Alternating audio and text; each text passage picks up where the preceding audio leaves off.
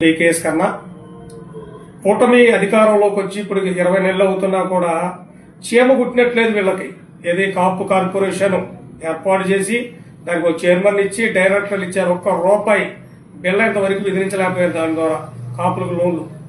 అదేవిధంగా కాపు విదేశీ విద్య దాన్ని తొక్కేశారు.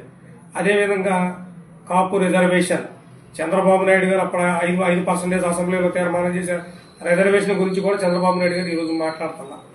అంటే మీ అర్థం ఏంటంటే జనసేన పార్టీ మన వెనకాల ఉంది కాబట్టి కాపులతో మనకు పర్లేదు. పవన్ కళ్యాణ్ గారు చెప్పిన మాట వింటారు కాపులు, అందుకని మనకు ఎలాంటి నష్టం రాదని చెప్పి అనుకుంటున్నారు.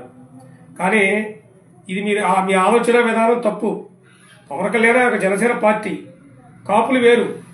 కాపులకు కావలసిన నిధులు ఇవ్వకోకుండా మీరు తాత్సారం చేసి రేపొద్దున ఎలక్షన్లోకి వస్తే తగిన మూల్యం చెల్లించుకోవలసి వస్తుందనేది భారతీయ కాపు సేన కూటమిలో ఉన్న జనసేన, బీజేపీ, తెలుగుదేశం ముఖ్యంగా.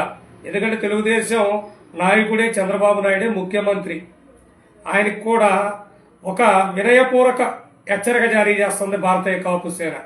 ఎందుకంటే మీరు ఆ రోజు అధికారంలో రావడానికి మీరు 151 సీట్లు ఉన్న జగన్మోహన్ రెడ్డిని ఓడించడానికి కాపులంతా కూడా బయటకు వచ్చి మీకు మద్దతు ఇవ్వటానే మీరు 164 సీట్లలో గెలిచారు.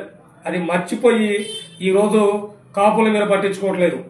అదేవిధంగా కాపు కళ్యాణ మండపాలు కొన్ని నియోజకవర్గాల్లో అయితే కాపు కళ్యాణ మండపాలు కట్టడానికి ఆ ఎమ్మెల్యే సహకరించట్లేదు. ఇదేమి వెంటనే ప్రశ్నిస్తుంది భారతీయ కాపు సేన. నీ వ్యవహార శైలి ఇలాగే ఉంటే రాబో రోజుల్లో కూటమి ఈ రోజు 164 సీట్లలో గెలిచిన కూటమి మధ్యలో 6 ఎగిరిపోయి 14లో ఉంటుందని కూడా భారతీయ కాపు సేన కూటమి నాయకులు హెచ్చరిస్తుంది. జై హింద్.